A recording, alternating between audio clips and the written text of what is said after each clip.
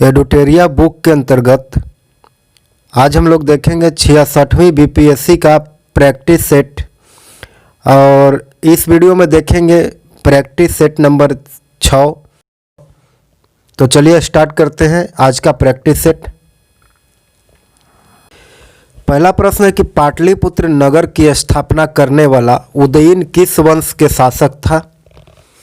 इसका उत्तर क्या होगा? इसका उत्तर हो जाएगा ऑप्शन सी, हर्यक वंश। उदयीन या फिर उदयन हर्यक वंश के शासक था और हर्यक वंश की स्थापना 544 बीसी में बिंबिसार ने किया था।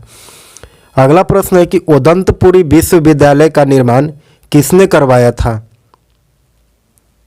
उदंतपुरी विश्वविद्यालय जो बिहार शरीफ नालंदा जिले में स्थित है, उसकी स्थापना पाल वंश के शासक गोपाल ने करवाया था। इसका उत्तर होगा ऑप्शन डी, गोपाल। और 750 ईस्वी से 770 ईस्वी के बीच में उदंतपुरी विश्वविद्यालय का निर्माण कराया गया था। अगला प्रश्न है कि बिहार में तुर्क सत्ता का वास्तविक संस्थापक किसे माना जाता है। इसका उत्तर हो जाएगा ऑप्शन बी, मोहम्मद बख्तियार खिलजी को। मोहम्मद बख्तियार खिलजी को बिहार में तुर्क सत्ता का वास्तविक संस्थापक माना जाता है और इसने पाल वंश एवं सेन वंश पर आक्रमण कर बिहार एवं बंगाल को जीत लिया था। अगला प्रश्न है कि 1857 की क्रांति में वीर कुंवर सिंह ने आरा में किस अंग्रेज अधिकारी को पराजित किया था। इसका उत्तर हो जाएगा ऑप्शन सी, कैप्टन डनबर को। ऑप्शन सी इसका उत्तर होगा। 1857 के क्रांति में कुंवर सिंह ने कैप्टन डनवर को पराजित किया था, परंतु बाद में उन्हें आरा छोड़ना पड़ा था। अगला प्रश्न है कि निम्न में से किन का संबंध बिहार के किसान आंदोलन से नहीं रहा। इसका उत्तर हो जाएगा ऑप्शन ई, इनमें से कोई नहीं या फिर एक से अधिक। उपरोक्त में सभी नेता बिहार में किसान आंदोलन से जुड़े थे, जैसे कार्यानंद शर्मा, यमुनाकारी, राहुल संकृत्यायन और यदुनंदन शर्मा। ये सब जो है वह बिहार में किसान आंदोलन से जुड़े हैं।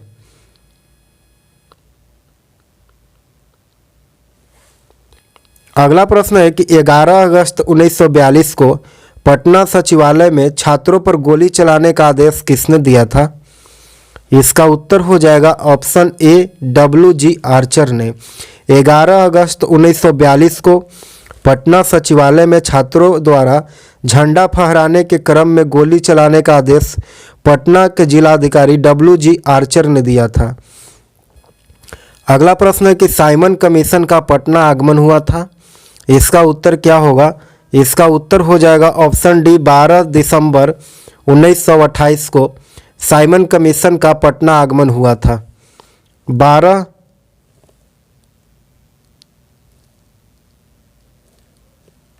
अगला प्रश्न है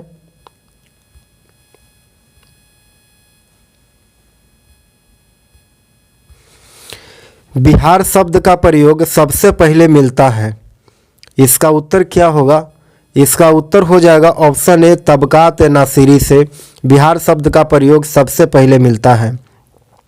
सर्वप्रथम मिनहाज उस सिराज द्वारा 13वीं शताब्दी में रचित तबकात नासिरी में प्रयुक्त हुआ है बिहार शब्द का। अगला प्रश्न है कि बिहार राज्य का उच्चतम विधि अधिकारी कौन होता है। बिहार राज्य का उच्चतम विधि अधिकारी ऑप्शन सी, इसका उत्तर होगा महाधिवक्ता। महाधिवक्ता बिहार राज्य का उच्चतम विधि अधिकारी होता है और अनुच्छेद 165 में राज्यपाल महाधिवक्ता की नियुक्ति करता है और महाधिवक्ता राज्यपाल के प्रसाद पर्यंत पद पर रहता है। अगला प्रश्न है कि पटना नगर निगम की स्थापना कब हुआ था। पटना नगर निगम की स्थापना कब किया गया? इसका उत्तर क्या होगा? इसका उत्तर हो जाएगा ऑप्शन बी, 1952 में। पटना नगर निगम की स्थापना 15 अगस्त 1952 में किया गया था। अगला प्रश्न है कि जनगणना 2011 के अनुसार बिहार के धर्मानुसार जनसंख्या को घटते क्रम में व्यवस्थित करना है। इसका उत्तर क्या होगा?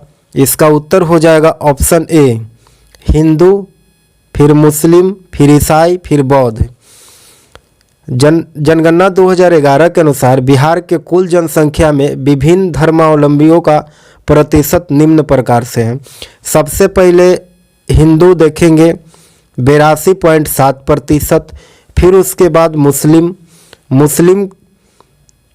16.9%, और फिर उसके बाद ईसाई जो है 0.12%, और बौद्ध देखेंगे तो बौद्ध के हो जाएगा 0.02%।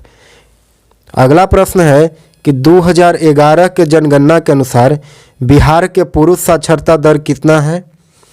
इसका उत्तर हो जाएगा ऑप्शन बी, 71.2%। बिहार के कुल साक्षरता दर 61.8% है, जिसमें पुरुष साक्षरता दर 71.2% और महिला साक्षरता दर 51.5% है। अगला प्रश्न है कि उत्तर बिहार के मैदान को हिमालय के नदियों का क्रीड़ा स्थल क्यों कहा जाता है? इसका उत्तर हो जाएगा ऑप्शन डी, अधिक बाढ़ के लिए। उत्तर बिहार में हिमालय नदियां अत्यधिक बाढ़ के लिए उत्तरदायी है, इसलिए इसे हिमालय के नदियों का क्रीड़ा स्थल कहा जाता है। अगला प्रश्न है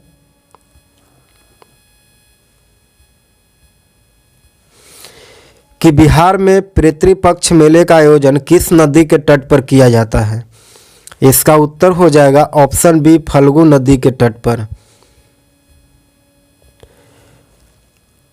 बिहार के गया में प्रत्येक वर्ष सितंबर से अक्टूबर में पितृपक्ष मेले का आयोजन किया जाता है और यह मेला फल्गु नदी के तट पर आयोजित होता है।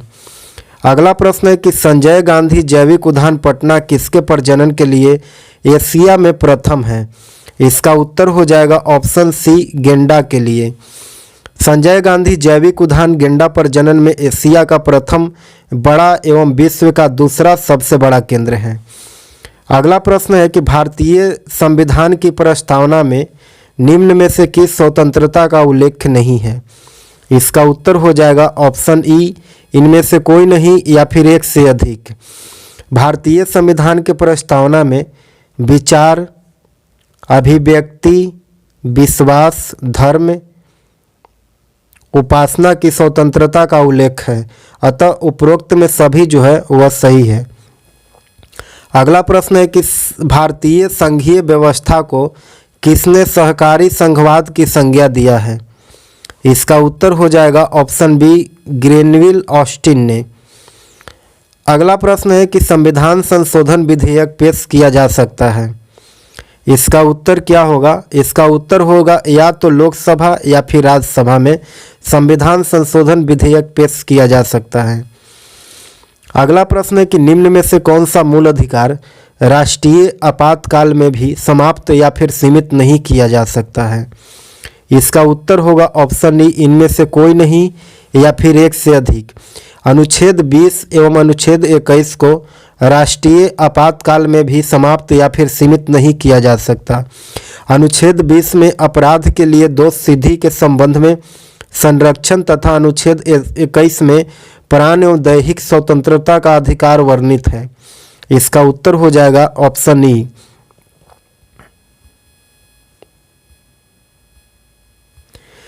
अगला प्रश्न है कि राज्य के नीति निर्देशक तत्व में शामिल नहीं है। राज्य के नीति निर्देशक तत्व में क्या शामिल नहीं है? इसका उत्तर क्या होगा? इसका उत्तर हो जाएगा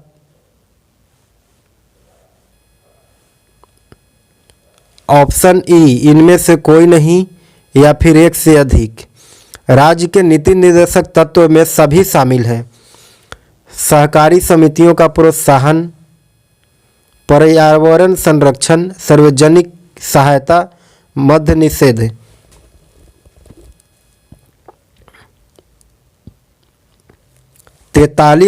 अनुच्छेद 43 के बी में सहकारी समितियों का प्रोत्साहन है और 48 के ए में पर्यावरण संरक्षण है। अनुच्छेद 48 के ए में पर्यावरण संरक्षण और अनुच्छेद 41 में सार्वजनिक सहायता का उल्लेख किया गया है।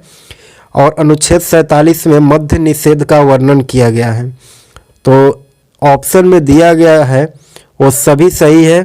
इसका उत्तर होगा ऑप्शन ई।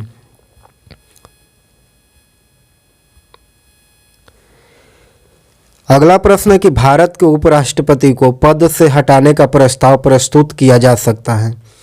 इसका उत्तर क्या होगा? इसका उत्तर हो जाएगा ऑप्शन ए, केवल राज्यसभा में। भारत के उपराष्ट्रपति को पद से हटाने का प्रस्ताव केवल राज्यसभा में प्रस्तुत किया जा सकता है।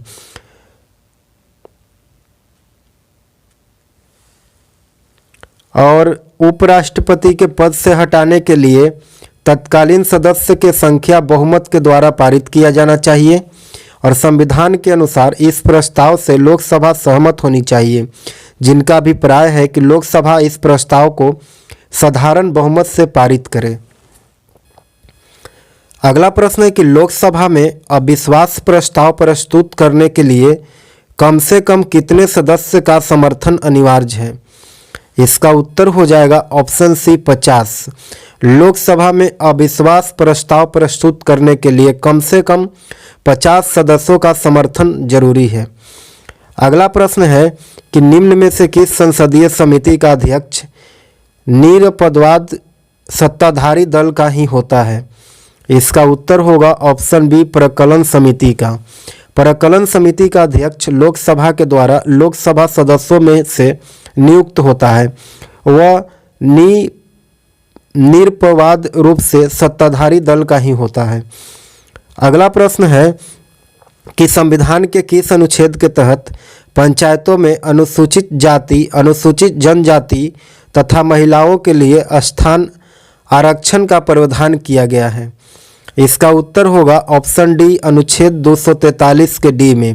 अनुच्छेद 243 के डी के तहत पंचायतों में अनुसूचित जातियों, अनुसूचित जनजातियों तथा महिलाओं के स्थानों के आरक्षण का प्रावधान किया गया है।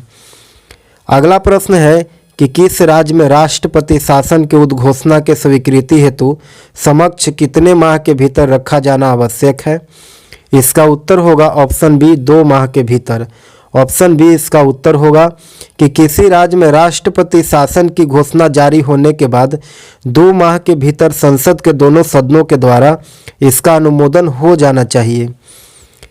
अगला प्रश्न है कि निम्न में से कौन मूल कर्तव्य के अंतर्गत नहीं आता है?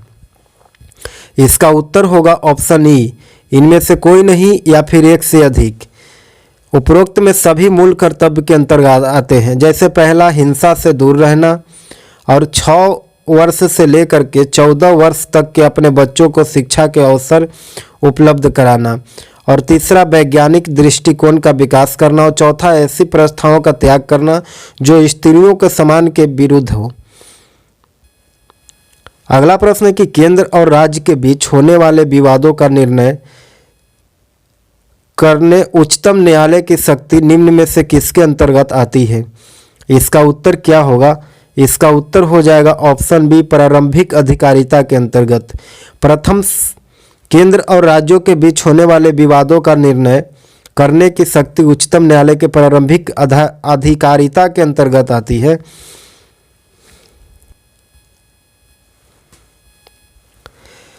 अगला प्रश्न है कि किस संविधान संशोधन अधिनियम के द्वारा भारतीय संविधान में 9वीं अनुसूची को शामिल किया गया है?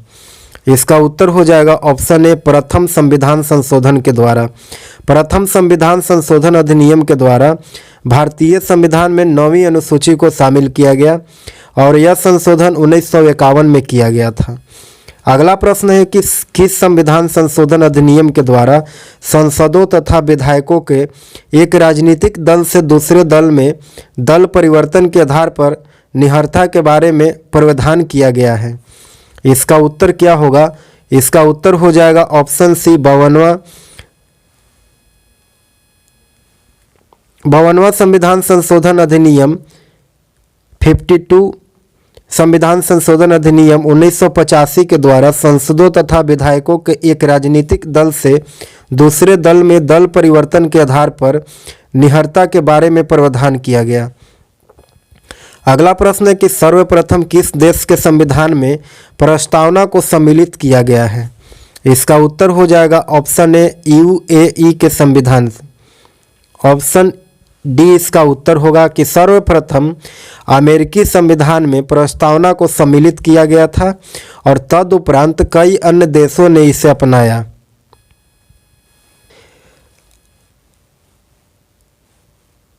अगला प्रश्न है कि वाल्मीकि नगर टाइगर रिजर्व के अतिरिक्त बिहार के किस जिले में एक नया टाइगर रिजर्व बनाने का प्रस्ताव है? इसका उत्तर हो जाएगा ऑप्शन ए कैमूर में। वाल्मीकि नगर टाइगर रिजर्व के अतिरिक्त बिहार के कैमूर जिले में एक नया टाइगर रिजर्व बनाने का प्रस्ताव है। अगला प्रश्न है कि आम बजट 2019-20 में जीरो बजट फार्मिंग की बात की गई और इसके संबंध में निम्नलिखित कथन में कौन से कथन सही है?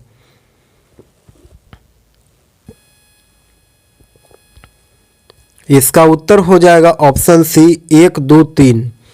1 में दिया गया है कि इसका विकास कर्नाटक से हुआ और 2 में दिया गया है कि इस खेती का श्रेय श्री सुभाष पालेकर को जाता है और 3 में दिया गया है कि इसमें शून्य कर्ज व बिना रसायन इनपुट का इस्तेमाल किया जाने वाला खेती है। अगला प्रश्न है कि बिहार में हरियाली क्षेत्रों को बढ़ा करके कितने प्रतिशत करने का लक्ष्य रखा गया है? इसका उत्तर हो जाएगा ऑप्शन सी 17%।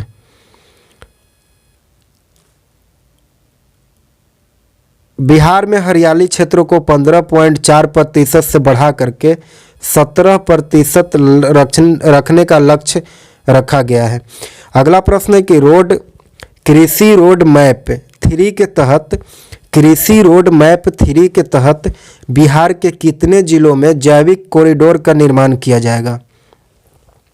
इसका उत्तर हो जाएगा ऑप्शन ए 9 जिलों में जैविक कॉरिडोर का निर्माण किया जाएगा। अगला प्रश्न है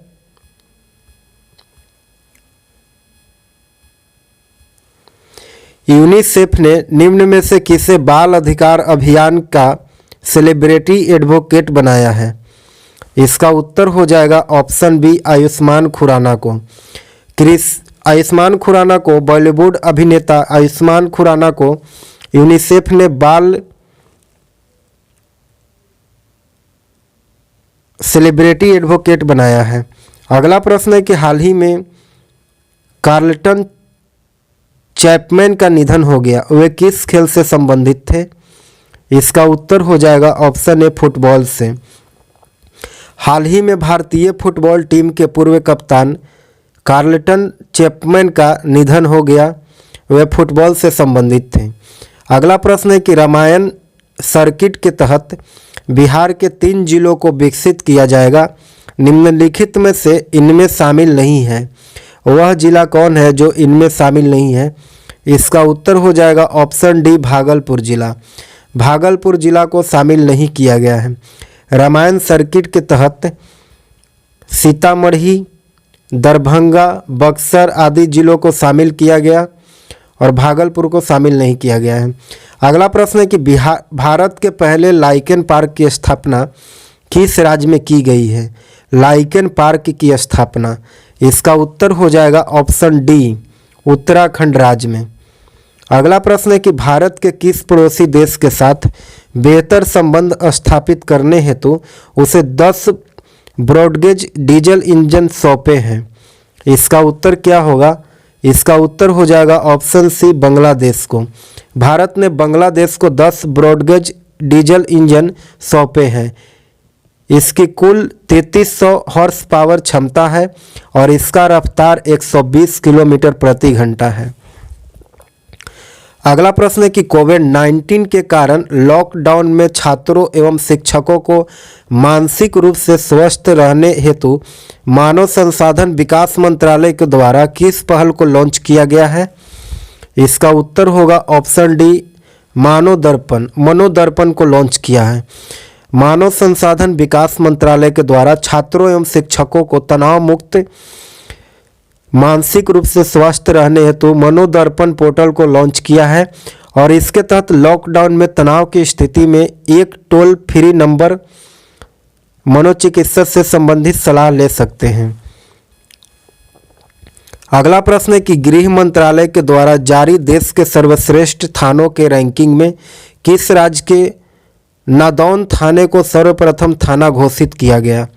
इसका उत्तर हो जाएगा ऑप्शन बी, हिमाचल प्रदेश के थाना है नादौन। अगला प्रश्न है कि 21 जुलाई 2020 को भारतीय राजनीतिज्ञ लालजी टंडन का निधन हो गया। वे किस राज्य के राज्यपाल रह चुके हैं? इसका उत्तर होगा ऑप्शन ई, इनमें से कोई नहीं या फिर एक से अधिक। लालजी टंडन मध्य प्रदेश, बिहार दोनों राज्यों के राज्यपाल रह चुके हैं। वे उत्तर प्रदेश के लखनऊ से लोकसभा के सदस्य भी रह चुके हैं। इसका उत्तर होगा ऑप्शन ई।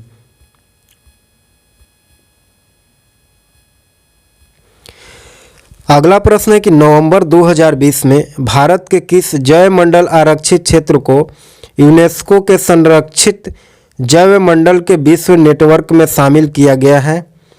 इसका उत्तर क्या होगा? इसका उत्तर हो जाएगा ऑप्शन डी, पन्ना को। नवंबर 2020 में भारत के पन्ना वन्यजीव अभयारण्य को यूनेस्को के संरक्षित जैवमंडल के विश्व नेटवर्क में शामिल किया गया है। यह यूनेस्को के संरक्षित जैवमंडल के विश्व नेटवर्क में शामिल होने वाला भारत का 12वां जैवमंडल आरक्षित क्षेत्र है। अब तक भारत के निम्न जैवमंडल आरक्षित क्षेत्रों के यूनेस्को के संरक्षित जैवमंडलों के विश्व नेटवर्क में शामिल किया जा चुका है, जिसमें नीलगिरी को 2000 वर्ष में तमिलनाडु, केरल तथा कर्नाटक को शामिल किया गया नीलगिरी के अंतर्गत, और मन्नार के खाड़ी के अंतर्गत तमिलनाडु को शामिल किया गया है 2001 में, और सुंदरबन को 2001 में इसको भी शामिल किया गया, और इसके अंतर्गत पश्चिम बंगाल आता है। नंदा देवी 2004 में उत्तराखंड में है, और नोकरेक 2009 में मेघालय में है, पंचमढ़ी 2009 में मध्य प्रदेश में, और सिमलीपाल 2009 में उड़ीसा में, और ग्रेट निकोबार 2013 में ग्रेट निकोबार में स्थित है, और अचानकमार अमरकंटक 2012 में मध्य प्रदेश छत्तीसगढ़ में, और अगस्तमलई 2016 में केरल और तमिलनाडु में है, और कंचनजंगा 2018 में सिक्किम में है।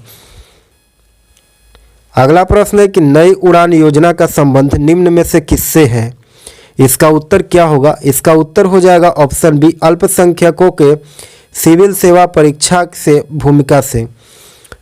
केंद्र के नई उड़ान योजना सिविल सेवा परीक्षा के तैयारी में अल्पसंख्यक समुदाय के युवाओं के मदद करने से संबंधित है। इस योजना के अंतर्गत अल्पसंख्यक समुदाय के युवाओं को सिविल सेवा के प्रारंभिक परीक्षा उत्तीर्ण करने वाले उम्मीदवार को वित्तीय मदद प्रदान की जाएगी। अगला प्रश्न है कि अगस्त 2020 में केंद्रीय पर्यावरण मंत्री प्रकाश जावड़ेकर ने किसके संरक्षण हेतु सूक्ष्म सुरक्षा पोर्टल को लॉन्च किया है? इसका उत्तर हो जाएगा ऑप्शन सी, हाथियों के संरक्षण को ध्यान में रखते हुए केंद्रीय वन एवं पर्यावरण मंत्री प्रकाश जावड़ेकर ने सुरक्षा पोर्टल लॉन्च किया। इसकी शुरुआत प्रोजेक्ट एलिफेंट 1992 के तहत किया गया है। अगला प्रश्न है कि भारत के पहले किसान रेल किन दो स्थानों के मध्य चलाई गई है?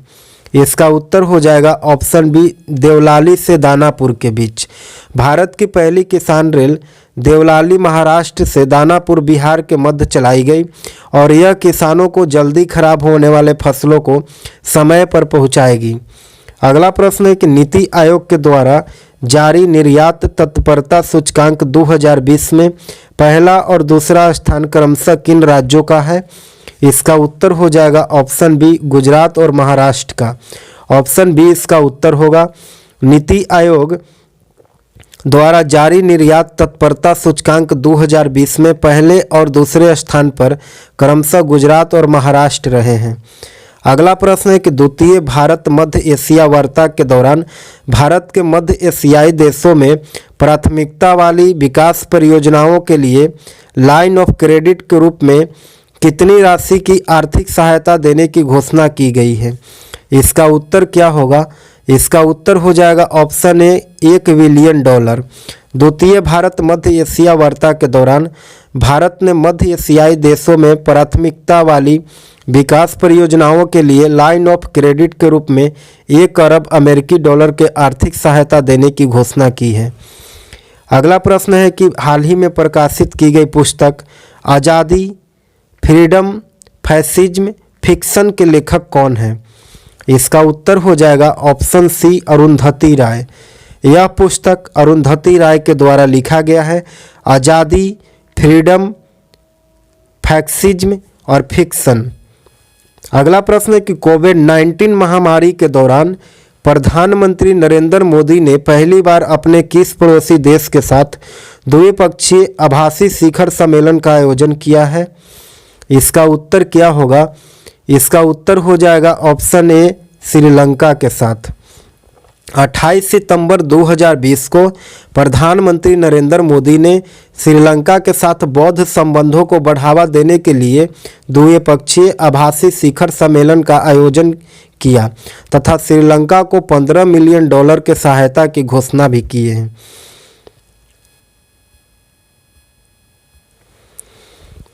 अगला प्रश्न है कि वर्तमान में मेघालय के राज्यपाल कौन है? इसका उत्तर हो जाएगा ऑप्शन ए, इनमें से कोई नहीं या फिर एक से अधिक। वर्तमान में सत्यपाल मलिक मेघालय के राज्यपाल हैं और डॉक्टर नजमा हेपतुल्ला जो है, ऑप्शन ए में जो दिया गया है डॉक्टर नजमा हेपतुल्ला, या मणिपुर के राज्यपाल।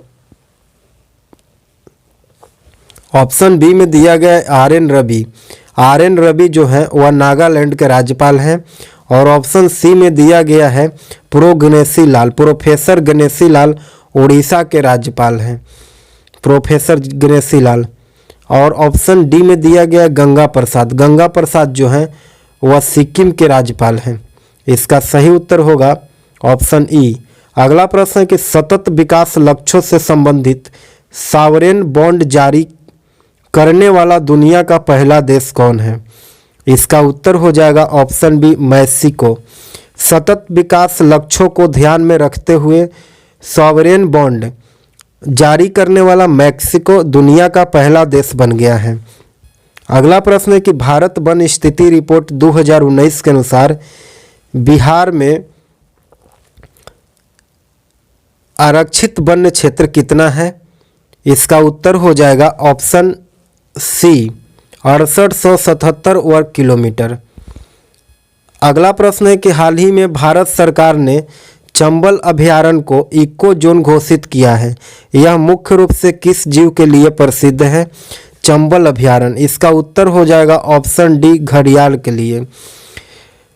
राजस्थान में स्थित चंबल अभयारण्य मुख्य रूप से घड़ियाल के लिए प्रसिद्ध है और यह अभयारण्य गंगा डॉल्फिन के लिए भी प्रसिद्ध है।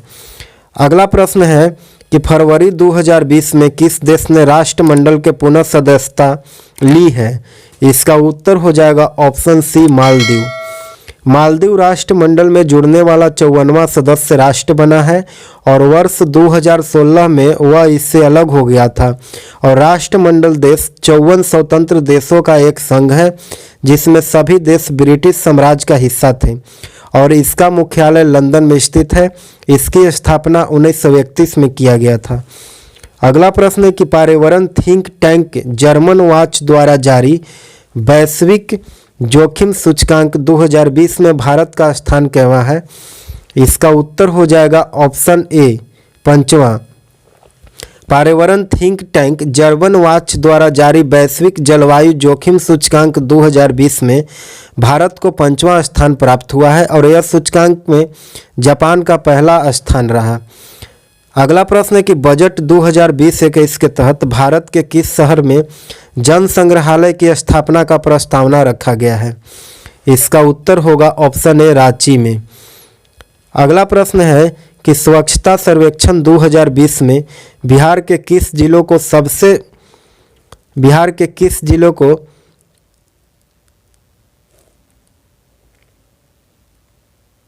सबसे स्वच्छ जिला घोषित किया गया है? इसका उत्तर क्या होगा? इसका उत्तर हो जाएगा ऑप्शन बी, सुपौल जिला को। सुपौल इसका उत्तर होगा।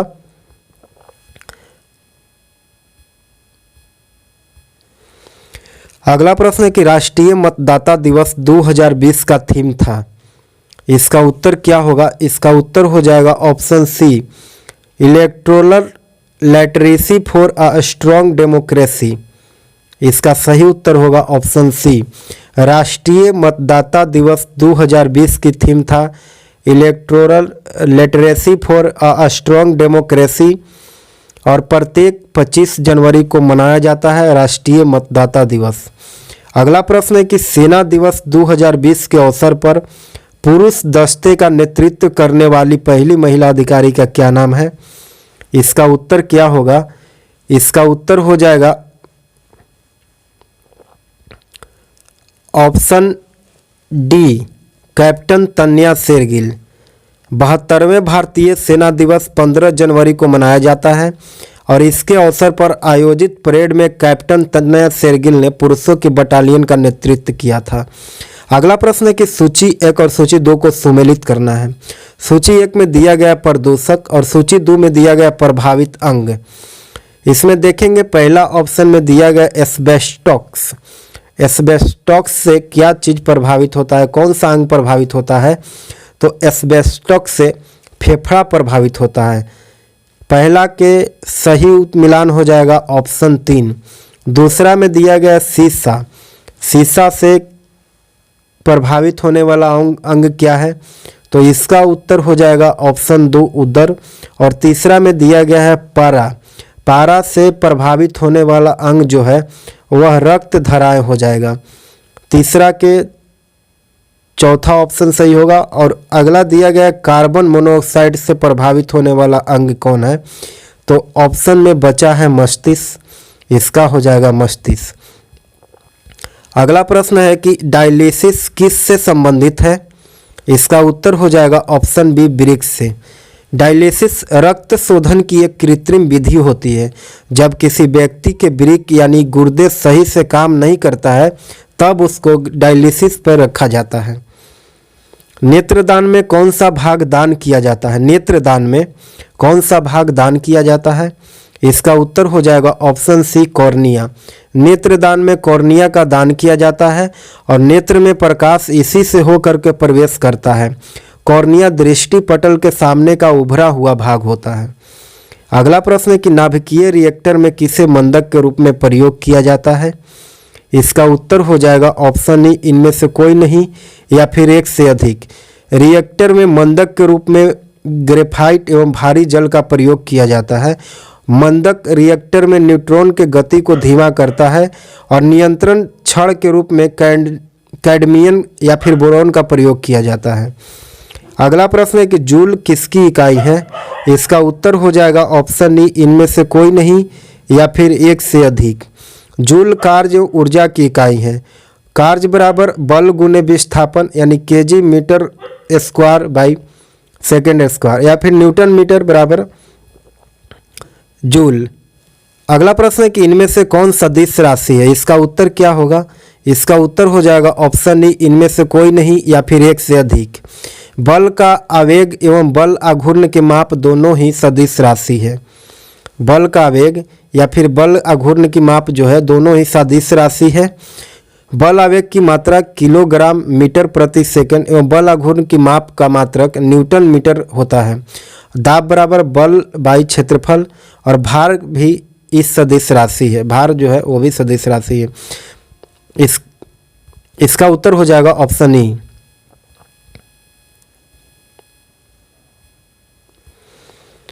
अगला प्रश्न है कि निम्नलिखित में से कौन सुमेलित नहीं है? इसका उत्तर क्या होगा? इसका उत्तर हो जाएगा ऑप्शन ई, इनमें से कोई नहीं या फिर एक से अधिक। उपयुक्त में सभी सुमेलित है। मोमबत्ती रासायनिक ऊर्जा से प्रकाश ऊर्जा में परिवर्तन होता है और सितार जो है वह यांत्रिक ऊर्जा से ध्वनि ऊर्जा में, और माइक्रोफोन जो है वह ध्वनि ऊर्जा से विद्युत ऊर्जा में, और विद्युत सेल जो है वह रासायनिक ऊर्जा से विद्युत ऊर्जा में। उपयुक्त में सभी सही है, ऑप्शन ई इसका उत्तर होगा। अगला प्रश्न है कि निम्नलिखित में से गैसों के किस समूह को आदर्श गैस की परिकल्पना से काफ़ी करीब माना जाता है? इसका उत्तर हो जाएगा option A, oxygen, nitrogen, hydrogen और हीलियम। आदर्श गैस एक ऐसी काल्पनिक गैस है जिसके गुण किसी भी वास्तविक गैस के अत्यंत निम्न दाब पर गुणों के समान होते हैं। अगला प्रश्न है कि जब बर्फ पिघलती है तो आयतन घटता है। जब बर्फ पिघल करके जल में परिवर्तन होता है तब उसका आयतन घटता है। इसका उत्तर हो जाएगा ऑप्शन बी। अगला प्रश्न है कि प्राथमिक एवं द्वितीयक इंद्रधनुष में क्रमशः कौन से रंग की पट्टी बाहर की ओर दिखाई देती है। इसका उत्तर क्या होगा। इसका उत्तर हो जाएगा ऑप्शन ए लाल एवं बैगनी रंग। प्राथमिक इंद्रधनुष में किरणों को 2 बार अपवर्तन तथा 1 बार पूर्ण आंतरिक परावर्तन होता है और इसमें लाल रंग की पट्टी बाहर की ओर दिखती है, और वही द्वितीयक इंद्रधनुष में किरणें का 2 बार अपवर्तन एवं 2 बार पूर्ण आंतरिक परावर्तन होता है। इसमें बैगनी रंग की पट्टी बाहर की ओर दिखती है। इसका उत्तर हो जाएगा ऑप्शन ए लाल एवं बैगनी रंग। अगला प्रश्न है कि फ्यूज तार किसका मिश्र धातु है। इसका उत्तर हो जाएगा ऑप्शन डी सीसा एवं टीन का। फ्यूज तार जो है वह सीसा एवं टीन का मिश्र धातु है। अगला प्रश्न है कि भाप अंगार गैस मिश्रण होता है। भाप अंगार गैस किसका मिश्रण होता है, तो इसका उत्तर हो जाएगा ऑप्शन सी CO और H2 का। भाप अंगार गैस CO एवं H2 का मिश्रण होता है जिसे रक्त तप भाप प्रवाहित करके बनाया जाता है।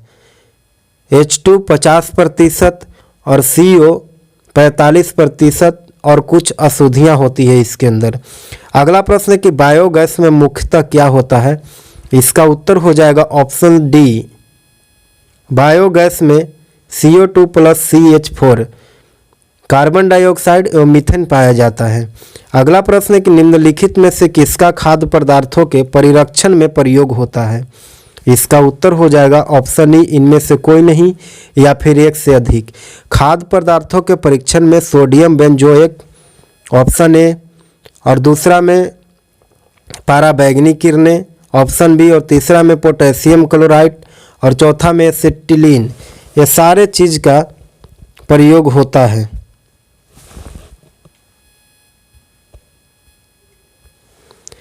अगला प्रश्न है कि निम्नलिखित में से कौन सही नहीं है। इसका उत्तर क्या होगा। इसका उत्तर हो जाएगा ऑप्शन सी। आर्द्रता के बढ़ने से वायु में ध्वनि का वेग कम हो जाता है। इसका सही उत्तर होगा ऑप्शन सी। अगला प्रश्न है कि निम्नलिखित में से कौन अनुवांशिक रोग नहीं है। इसका उत्तर हो जाएगा ऑप्शन डी। ल्यूकेमिया जो है वह अनुवांशिक रोग नहीं है। ल्यूकेमिया जो है वह कैंसर है।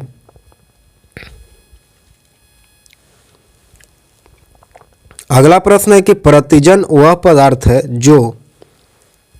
जो प्रतिपिंड के निर्माण में उद्दीप्त करता है। प्रतिजन रक्त में उपस्थित प्रोटॉन होता है। यह प्रतिपिंड एंटीबॉडी के निर्माण एवं प्रतिरक्षा तंत्र को उद्दीप्त करता है। अगला प्रश्न है कि निम्नलिखित में से कौन सा रेडियो एक्टिव तत्व नहीं है। इसका उत्तर हो जाएगा ऑप्शन डी जार्कोनियम।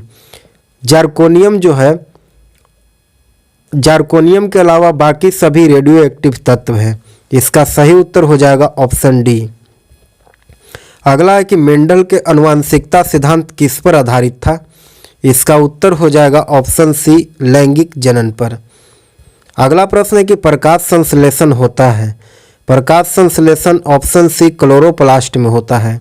प्रकाश संश्लेषण की क्रिया पौधे के हरे भाग में होती है और क्लोरोप्लास्ट पौधे का हरा भाग होता है।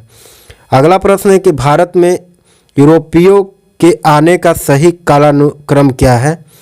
इसका उत्तर हो जाएगा ऑप्शन ए पुर्तगीज, फिर उसके बाद डच, फिर उसके बाद अंग्रेज, फिर डेनिश और फिर फ्रांसीसी। पुर्तगाली सबसे पहले 1498 में, फिर डच जो है वह 1602 में, फिर अंग्रेज 1608 में, फिर डेनिश का आगमन हुआ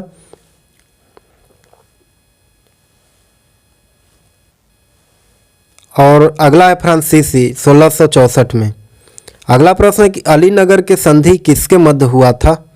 इसका उत्तर क्या होगा। अलीनगर के संधि इसका उत्तर हो जाएगा ऑप्शन बी सिराजुद्दौला एवं क्लाइव के बीच। अलीनगर के संधि 9 फरवरी 1757 को बंगाल के नवाब सिराजुद्दौला और क्लाइव के बीच हुआ था।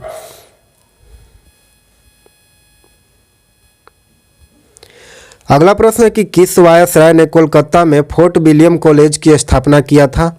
इसका उत्तर हो जाएगा ऑप्शन बी लॉर्ड वेलेस्ली ने। अगला प्रश्न है कि निम्न में से कौन सुमेलित नहीं है? इसका उत्तर क्या होगा? इसका उत्तर हो जाएगा ऑप्शन ई इनमें से कोई नहीं या फिर एक से अधिक। ऑप्शन ई इसका उत्तर होगा। श्रीपाद अमृत डांगे ने गांधी और लेनिन नाम का पर्चा प्रकाशित किया तथा पहले समाजवादी साप्ताहिक द सोशलिस्ट की शुरुआत किए और दूसरा में नव युवक मुजफ्फर अहमद के द्वारा प्रकाशित किया गया और तीसरा में लेबर किसान गजट जो है वह एम सिंगारवेलू के द्वारा और इनकलाब जो है वह गुलाम हुसैन के द्वारा प्रकाशित किया गया।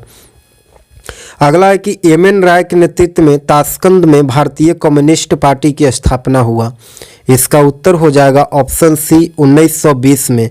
अक्टूबर 1920 में एम एन राय के द्वारा ताशकंद में भारतीय कम्युनिस्ट पार्टी की स्थापना किया गया था। अगला प्रश्न है कि व्हाई सोशलिज्म या फिर समाजवाद क्यों पुस्तक के लेखक कौन है? इसका उत्तर हो जाएगा ऑप्शन बी जयप्रकाश नारायण। अगला प्रश्न है कि साइमन कमीशन भारत कब आया था? इसका उत्तर हो जाएगा ऑप्शन डी 3 फरवरी 1928 को साइमन कमीशन भारत आया था, बम्बई पहुंचा था 3 फरवरी 1928 को। अगला प्रश्न है कि निम्न में से किस संगठन का उद्देश्य सशस्त्र क्रांति के माध्यम औपनिवेशिक सत्ता को उखाड़ फेंकना और एक संघीय संयुक्त राज्य भारत की स्थापना करना था? इसका उत्तर हो जाएगा option C Hindustan republican association की। अक्टूबर 1924 में क्रांतिकारी युवकों का कानपुर में एक सम्मेलन हुआ और हिंदुस्तान रिपब्लिकन एसोसिएशन का गठन किया गया। इसका उद्देश्य था सशस्त्र क्रांति के माध्यम से औपनिवेशिक सत्ता को उखाड़ फेंकना और एक संघीय गणतंत्र संयुक्त राज्य Bharat United state of India की स्थापना करना।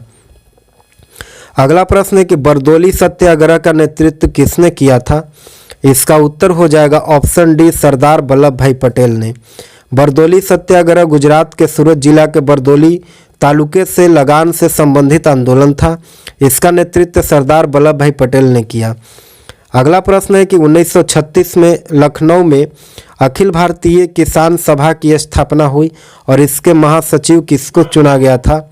इसका उत्तर हो जाएगा ऑप्शन बी एनजी रंगा को।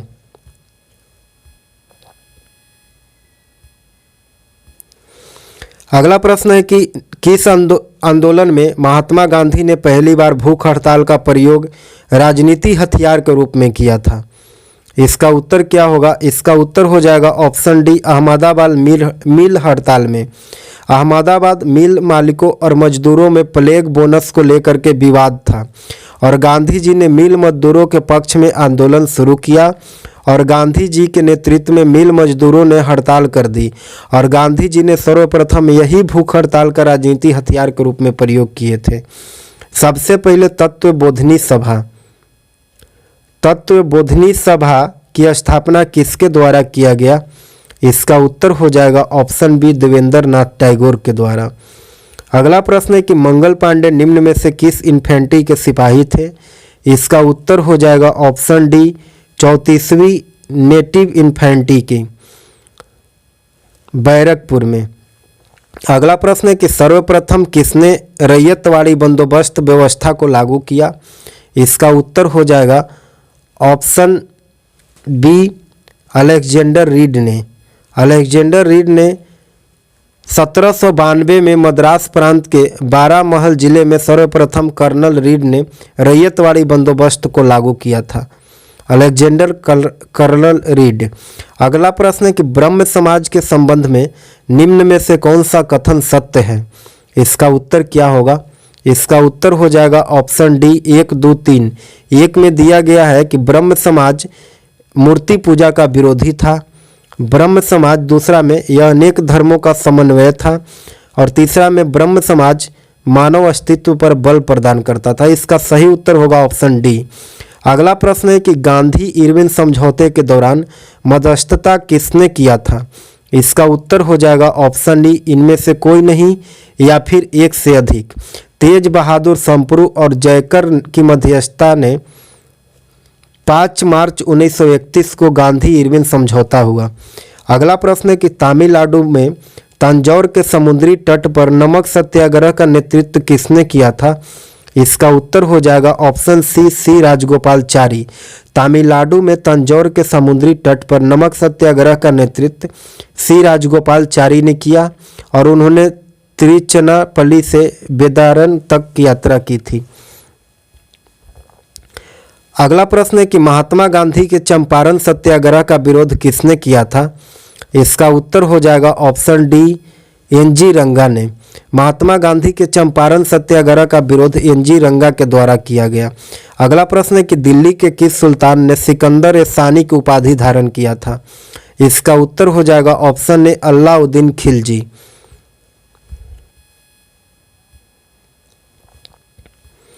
अगला प्रश्न है कि किस सुल्तान के दरबार में लगभग 1,80,000 दास रहते थे? इसका उत्तर क्या होगा? इसका उत्तर हो जाएगा ऑप्शन डी, फिरोज शाह तुगलक के दरबार में 1,80,000 दासों की संख्या था और दीवान बंदगान का गठन किया था फिरोज शाह तुगलक ने। अगला प्रश्न है कि भू राजस्व वसूली के लिए जब्ती प्रणाली का प्रचलन किसके काल में हुआ? इसका उत्तर हो जाएगा ऑप्शन बी, अकबर के काल में। अगला प्रश्न है कि औरंगजेब ने किस राजपूत राजा को शिवाजी से युद्ध के लिए भेजा था? इसका उत्तर हो जाएगा ऑप्शन सी, जयसिंह को। औरंगजेब ने शिवाजी के दमन के लिए कछवाहा राजा जयसिंह को भेजा, जिससे 1665 ईस्वी में पुरंदर के संधि हुआ था। अगला प्रश्न है कि हड़प्पा सभ्यता के संबंध में निम्न में से कौन सुमेलित नहीं है? इसका उत्तर हो जाएगा ऑप्शन सी, रोपड़ जो है वह राजस्थान नहीं होगा। रोपड़ जो है वह पंजाब में स्थित है, राजस्थान गलत होगा। बाकी कथन जो है, बाकी मिलान जो है वह सही है। लोथल गुजरात में है, राखीगढ़ी हरियाणा में है और दायमाबाद जो है वह महाराष्ट्र में है। रोपड़ जो पंजाब में होगा। इसका उत्तर होगा ऑप्शन सी। अगला है कि निम्न कथनों पर विचार करें। निम्न कथनों पर विचार करना है। इसका उत्तर हो जाएगा, कहता है कि पहला कि पूर्व वैदिक काल में मूर्ति पूजा की प्रधानता थी और दूसरा कथन है कि उत्तर वैदिक काल में धर्म में प्रकृति का महत्व था। इसका उत्तर हो जाएगा ऑप्शन डी, 1 और 2 दोनों गलत हैं। अगला प्रश्न है कि बौद्ध धर्म किसके समय में महायान एवं हीनयान नामक 2 शाखाओं में विभाजित हो गया था? इसका उत्तर होगा ऑप्शन सी, कनिष्क के काल में। चौथी बौद्ध संगीति के समय कुंडल वन कश्मीर में हुआ, जिसमें बौद्ध धर्म महायान और हीनयान में विभाजित हो गया। अगला प्रश्न है कि इतिहास में सैंड्रोकोटस की पहचान चंद्रगुप्त मौर्य के रूप में किसने किया था? इसका उत्तर होगा ऑप्शन सी, विलियम जोन्स ने। सैंड्रोकोटस, विलियम जोन्स प्रथम व्यक्ति थे जिन्होंने सैंड्रोकोटस की पहचान चंद्रगुप्त मौर्य के रूप में किया था। इसका उत्तर हो जाएगा ऑप्शन सी। अगला प्रश्न है कि मौर्य काल में नियुक्त अधिकारी रज्जुक का कार्य क्या था? इसका उत्तर हो जाएगा ऑप्शन ई, इनमें से कोई नहीं या फिर एक से अधिक। अशोक के चौथे अभिलेख में रज्जुक नामक अधिकारी का वर्णन मिलता है। रज्जुक वर्तमान जिलाधिकारी के समान था। इसे न्याय और राजस्व का अधिकार दिया गया था। अगला प्रश्न है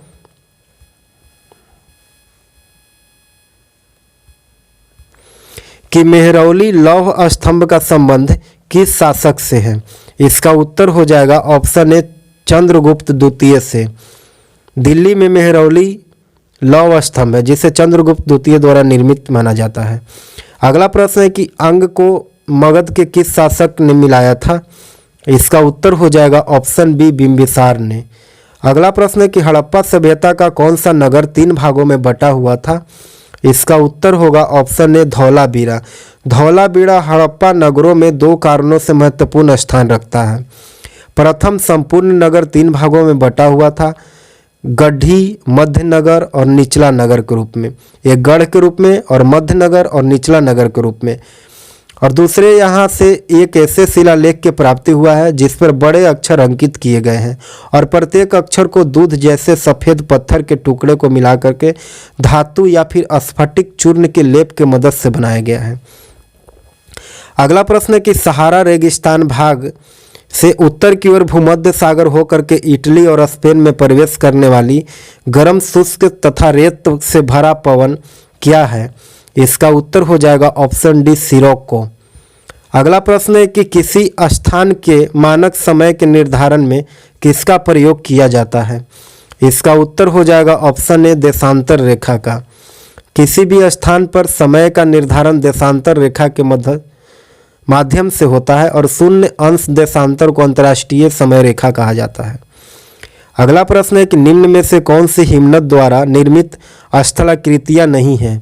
इसका उत्तर हो जाएगा ऑप्शन डी सर्फ।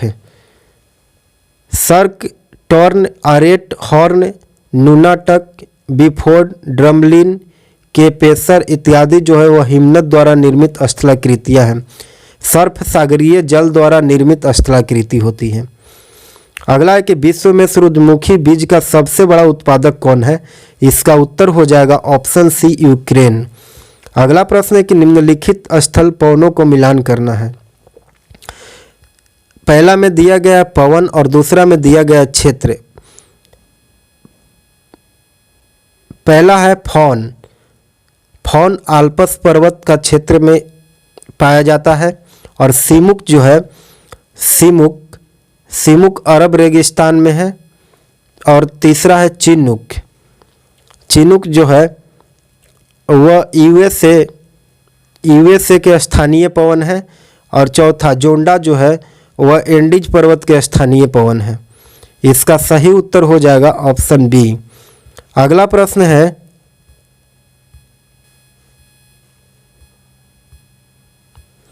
कि निम्नलिखित में से कौन उष्णकटिबंधीय घास स्थल नहीं है? इसका उत्तर क्या होगा? इसका उत्तर हो जाएगा ऑप्शन बी बेल्ट। अगला प्रश्न है कि भारत के निम्नलिखित राज्यों का उत्तर से दक्षिण के सही क्रम को चुनना है। इसका उत्तर क्या होगा? इसका उत्तर हो जाएगा ऑप्शन सी। ऑप्शन सी विकल्प में दिए गए राज्यों का उत्तर से दक्षिण का सही क्रम हो जाएगा सबसे पहले अरुणाचल प्रदेश, फिर नागालैंड, फिर मणिपुर, फिर मिजोरम। अगला प्रश्न है कि दंडकारण्य पठार का विस्तार किस राज्य में नहीं है? इसका उत्तर हो जाएगा ऑप्शन बी झारखंड में। दंडकारण्य भारत के मध्य पूर्व भाग में उड़ीसा, छत्तीसगढ़ और आंध्र प्रदेश राज्य में स्थित है, झारखंड में नहीं है। अगला प्रश्न है कि प्रायद्वीपीय नदियों में किसका जल ग्रहण क्षेत्र सबसे ज़्यादा है? इसका उत्तर क्या होगा? इसका उत्तर हो जाएगा ऑप्शन ए गोदावरी का। गोदावरी दक्षिण भारत के प्रायद्वीपीय भारत के सबसे लंबी नदी है और इसका जल ग्रहण क्षेत्र सबसे अधिक है। अगला प्रश्न है कि इंदिरा गांधी नहर को किन दो नदियों से जल प्राप्त होता है? इसका उत्तर हो जाएगा ऑप्शन सी सतलज और ब्यास से। अगला प्रश्न है कि मौर्य जनजाति का संबंध किस राज्य से है? इसका उत्तर हो जाएगा ऑप्शन डी छत्तीसगढ़ से। अगला प्रश्न है कि सह्याद्री के नाम से जाना जाता है, सह्याद्री से नाम से किसको जानते हैं? इसका उत्तर हो जाएगा ऑप्शन बी पश्चिम घाट को। पश्चिमी घाट को सह्याद्री के नाम से जाना जाता है। अगला है कि जिस अक्षांश पर सिक्किम स्थित है उस पर निम्न में से कौन सा नहीं स्थित है? इसका उत्तर हो जाएगा ऑप्शन डी पंजाब नहीं स्थित है। अगला प्रश्न है कि लौह इस्पात उद्योग के लिए प्रसिद्ध सार व लॉरेन क्षेत्र किस स्थित है? इसका उत्तर हो जाएगा ऑप्शन सी फ्रांस में। अगला प्रश्न है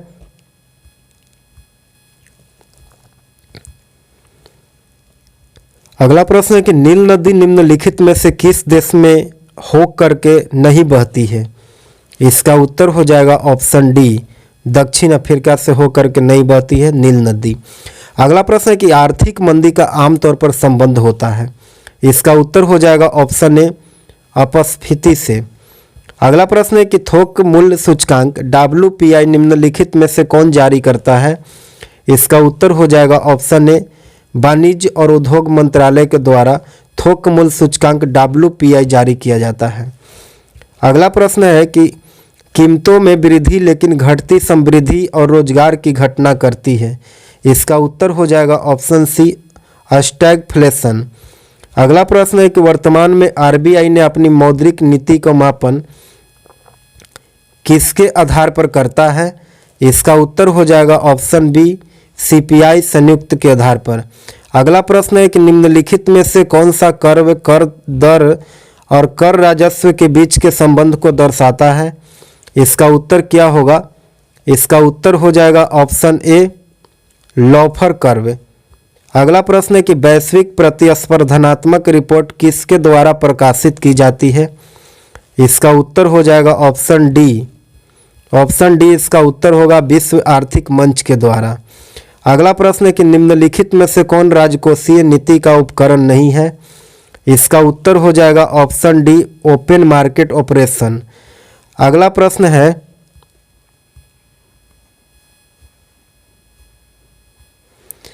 भारत जनसांख्यिकी लाभांश वाले देश के रूप में माना जाता है, इसका कारण क्या है? इसका कारण हो जाएगा ऑप्शन ए, 15 से 64 वर्ष के आयु में इसकी अधिक संख्या है। अगला प्रश्न है कि भारत में आय कर है, इसका उत्तर हो जाएगा ऑप्शन बी, प्रत्यक्ष और प्रगतिशील। अगला प्रश्न है कि आमतौर पर प्रच्छन्न बेरोजगारी का अर्थ क्या होता है? इसका उत्तर हो जाएगा ऑप्शन सी, श्रमिकों के सीमांत उत्पादकता शून्य। अगला प्रश्न है कि भारतीय जनगणना 2011 के अनुसार बिहार का सबसे न्यूनतम लिंगानुपात वाला जिला निम्न में से कौन है? इसका उत्तर हो जाएगा option D, Munger. Option D इसका उत्तर होगा मुंगेर। अगला है कि पोचमपाद परियोजना किस नदी पर स्थित है? इसका उत्तर क्या होगा? इसका उत्तर हो जाएगा ऑप्शन डी, गोदावरी नदी पर। अगला प्रश्न है कि पारामारिबो निम्न में से किस देश की राजधानी है? इसका उत्तर होगा ऑप्शन ई, इनमें से कोई नहीं या फिर एक से अधिक। अगला प्रश्न है कि कौन सी नदी ब्राजील एवं पराग्वे के सीमा निर्धारित करती है? इसका उत्तर हो जाएगा ऑप्शन ए, पराना नदी। अगला प्रश्न है कि निम्नलिखित में से कौन आसियान का सदस्य देश नहीं है? इसका उत्तर हो जाएगा ऑप्शन सी, भारत। आसियान दक्षिण पूर्व एशिया का सहयोग संगठन है और इसके 10 सदस्य देश है जिसमें भारत शामिल नहीं है। इसके साथ ही आप हमारे चैनल पर नए हैं तो आप हमारे चैनल को सब्सक्राइब करें, लाइक करें, शेयर करें, कमेंट करें। धन्यवाद।